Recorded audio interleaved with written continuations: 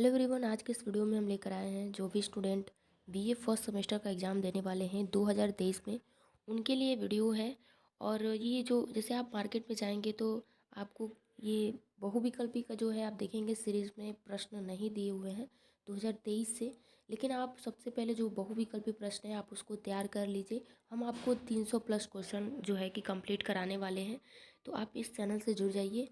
और जो है क्वेश्चन आपको सारा देख लेना है ताकि आपका एग्ज़ाम से पहले आप इसको अच्छे से तैयार किए रहेंगे तो आपके लिए सही रहेगा। क्योंकि आप थ्योरी में तो थोड़ा बहुत कुछ लिख सकते हैं तो आपको उसमें अच्छा खासा नंबर मिल जाएगा, लेकिन आपका जो बहुविकल्पी में उसमें फ़िक्स नंबर होता है। गलत हुआ तो गलत, सही हुआ तो सही। तो इसलिए मेरे चैनल से जुड़िए। और ये जो क्वेश्चन है ज्योग्राफी का मोस्ट इम्पोर्टेंट क्वेश्चन है, इन सबको आप देखिए और सीखिए। तो चलिए हम वीडियो को शुरू करते हैं। और अभी तक मेरे चैनल से जुड़े नहीं हैं तो प्लीज़ जुड़ जाइए, आपको बहुत अच्छे से इसमें वीडियो आपको एग्ज़ाम से रिलेटेड जो है महत्वपूर्ण बिंदु या जानकारी मिलती रहेंगे। और विषय जो है जो भी आपका है आप हमें कमेंट करके बताइएगा।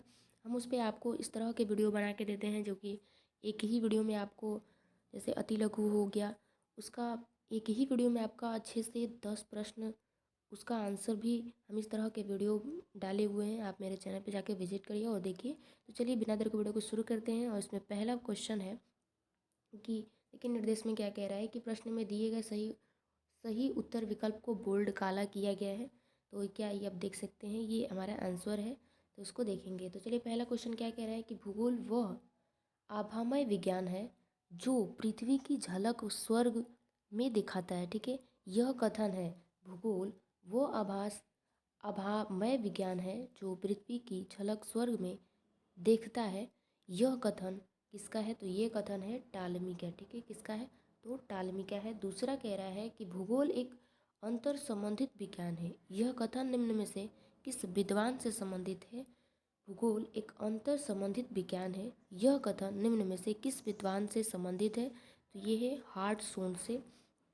तीसरा है कि ग्रिफ्थ टेलर का संबंध है किससे है? तो ग्रिफ्थ टेलर का जो है आप पढ़े होंगे, नौ निश्चयवाद जो है ग्रिफ्थ टेलर का है, नौ निश्चयवाद सिद्धांत। तो ये किसका है? ग्रिफ्थ टेलर का है। ध्यान से देखते जाइएगा। इस वीडियो में हम आपको 50 पूरे क्वेश्चन कराएंगे और 50-50 करके आपको 300 प्लस क्वेश्चन को हमको कवर कराना है। तो तीसरा प्रश्न हो गया। अब बढ़ते हैं नेक्स्ट क्वेश्चन की ओर।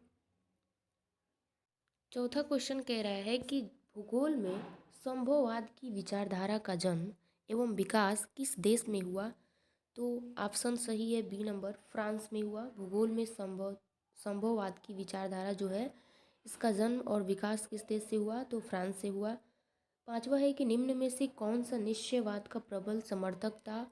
तो ये थे एलिस वर्थ हंगिटन। क्वेश्चन नंबर 6 है कि नौ नियतवाद के प्रवर्तक हैं, तो वो हैं ग्रिफ्थ टेलर। ठीक है, देखिए नौ निश्चयवाद या नौ नियतवाद एक ही है, जिसको दो नाम है, तो आप इससे कन्फ्यूज़न ना होइएगा। नौ नियतवाद का है या नौ निश्चयवाद का है, एक ही है।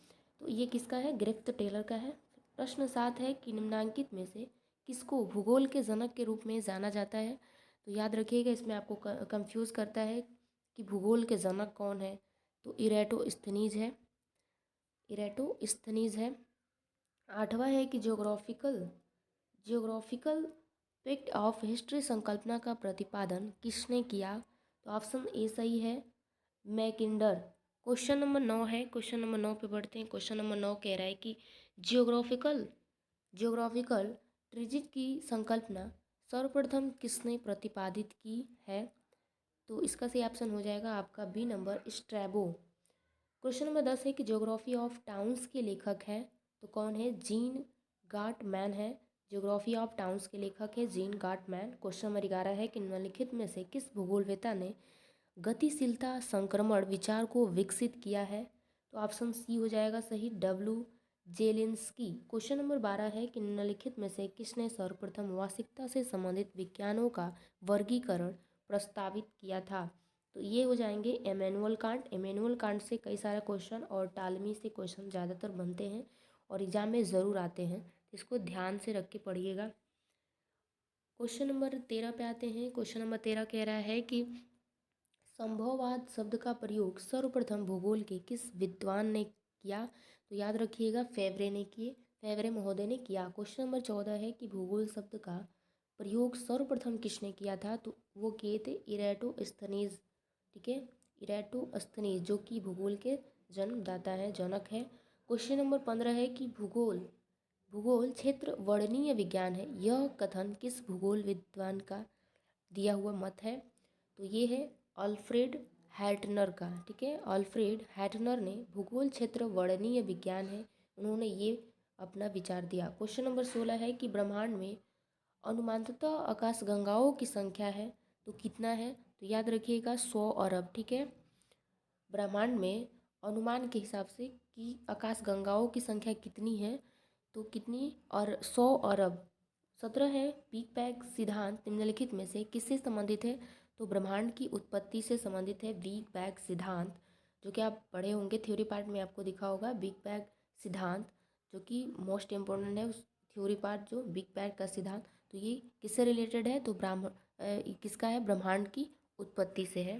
क्वेश्चन नंबर 18 है। क्वेश्चन नंबर 18 कह रहा है कि सूर्य सूर्य हमारी आकाश गंगा के चारों ओर घूमने में समय लगाता है। जो सूर्य हमारा होता है वही आकाश गंगा कितनी है? अनुमानतः कितनी है? तो 100 अरब। तो सूर्य हमारी आकाश गंगाओं के चारों ओर घूमने में समय लगाता है, तो कितना? 25 करोड़ वर्ष। 19 है कि ब्लैक होल के सिद्धांत को निम्नलिखित में से किसने दिया? तो दिए थे एस चंद्रशेखर। क्वेश्चन नंबर 20 है कि निम्नलिखित में से कौन सा सौरमंडल का ग्रह गोल्डीलॉक्स जोन से जुड़ा है? तो ऑप्शन हो जाएगा बी नंबर पृथ्वी। क्वेश्चन नंबर 21 है कि सौरमंडल के बाहर सबसे चमकीला तारा कौन सा है? तो ऑप्शन ए हो जाएगा सही, साइरस या डार्क स्टार। ठीक है, डार्क स्टार। तो सौरमंडल के बाहर जो चमकीला तारा होता है उसको क्या कहते हैं? साइरस, या उसी को कहते हैं डार्क स्टार। 22 नंबर क्वेश्चन है कि सूर्य की सतह का तापमान होता है, तो कितना हो जाएगा? 6000 सेंटीग्रेड। क्वेश्चन नंबर 23 है कि दिन रात दिन निम्न में से किस कारण से होता है? तो भू परिभ्रमण के कारण से होता है। इसमें ध्यान रखिएगा, आपका भू परिक्रमण भी दे सकता है, ज्वारभाटा, चंद्र परिभ्रमण। तो याद रखिएगा भू परिभ्रमण की वजह से दिन रात बनते हैं। क्वेश्चन नंबर 24 है कि सूर्य में कौन सा परमाणु ईंधन होता है? तो सूर्य में हाइड्रोजन होता है। 25 नंबर क्वेश्चन है कि दक्षिणी गोलार्ध में सबसे बड़ा दिन होता है, तो याद रखिएगा 22 सितंबर को सबसे बड़ा दिन होता है गोलार्ध में। ठीक है, दक्षिणी गोलार्ध की बात हो रही है, तो 22 दिसंबर को होती है। क्वेश्चन नंबर 26 है अंतरिक्ष में कुल कितने तारामंडल हैं? तो अंतरिक्ष में कुल कितने तारामंडल हैं? तो 89 हैं। क्वेश्चन नंबर 27 है कि चंद्रमा से पृथ्वी तक प्रकाश पहुंचने में कितना समय लगता है? तो आपको जो चंद्रमा से पृथ्वी तक प्रकाश पहुंचने में 2 सेकंड लगता है, और सूर्य के पूछेगा तो 8 मिनट 20 सेकंड लगता है। क्वेश्चन नंबर 28 है कि कौन सा ग्रह अपने अक्ष पर एक चक्कर पूरा करने में लगभग उतना ही समय लेता है जितना कि पृथ्वी? तो हमारा है वो ग्रह है हमारा मंगल ग्रह है। क्वेश्चन नंबर 29 है कि सौरमंडल एकमात्र ग्रह कौन सा है जो घड़ी के विपरीत दिशा में घूमता है? तो हमारा है शुक्र है। ठीक है, क्वेश्चन नंबर 30 है कि निम्न में से किसे सुबह का तारा कहते हैं? तो ये तो आपको पता है, भोर का तारा, सुबह का तारा, ये हमारा होता है शुक्र होता है। क्वेश्चन नंबर 31 है कि पृथ्वी से सूर्य के मध्य की दूरी कितनी है? तो पृथ्वी से सूर्य के मध्य की जो दूरी है वो हमारा है 150 मिलियन किमी। क्वेश्चन नंबर 32 है कि सूर्य का प्रकाश पृथ्वी तक पहुंचने में कितना समय लगता है? तो देखिए ये आ गया 8 मिनट 20 सेकेंड। और 33 क्वेश्चन है कि पृथ्वी की गुरुत्वाकर्षण क्षेत्र की तीव्रता होती है, तो कहाँ पे होती है? तो ध्रुवों पे होती है। ठीक है, दोनों ध्रुवों पे होती हैं। क्वेश्चन नंबर 34 है कि पृथ्वी का लगभग कितना भाग पानी से ढका हुआ है? तो ऑप्शन सी हो जाएगा आपका ए नंबर 1/3। क्वेश्चन नंबर 35 है कौन सा ग्रह पृथ्वी के सर्वाधिक निकट है?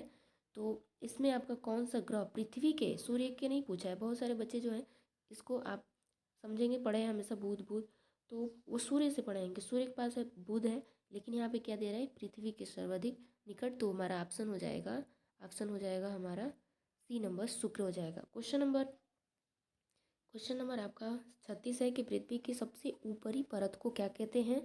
तो सियाल, सीमा, निफे, कोरे होता है। तो सबसे पहला जो होता है आपका पृथ्वी की सबसे ऊपरी जो परत होती है वो हमारा होता है सियाल होता है। क्वेश्चन नंबर 37 है पृथ्वी अपने अक्ष पर कितनी डिग्री झुकी हुई है? तो आपको ये तो पता ही है कि 23.5 डिग्री पे हमारी पृथ्वी जो है झुकी हुई है, तो ऑप्शन डी हो जाएगा सही। क्वेश्चन नंबर 38 है कि स्थल मंडल की ठोस परत की औसत मोटाई लगभग कितनी होती है? स्थल मंडल की ठोस परत की औसत मोटाई लगभग कितनी होती है? तो ऑप्शन बी हो जाएगा सही, 100 किमी। क्वेश्चन नंबर 39 है कि वृद्धि ध्रुव की संकल्पना सन 1949 में किसके द्वारा प्रतिपादित की गई? तो ऑप्शन डी हो जाएगा सही, पोराक्स। क्वेश्चन नंबर 40 है कि पृथ्वी की उत्पत्ति एक तप्त निहारिका से हुई है, यह किस विद्वान की विचारधारा है? तो जो हमारी, इसको ध्यान में रखिएगा, ये बहुत मोस्ट इंपोर्टेंट क्वेश्चन है। पृथ्वी की उत्पत्ति से लेकर जो है बहुत सारे जो वैज्ञानिक अपना अपना मत दिए हैं निहारिका को लेकर।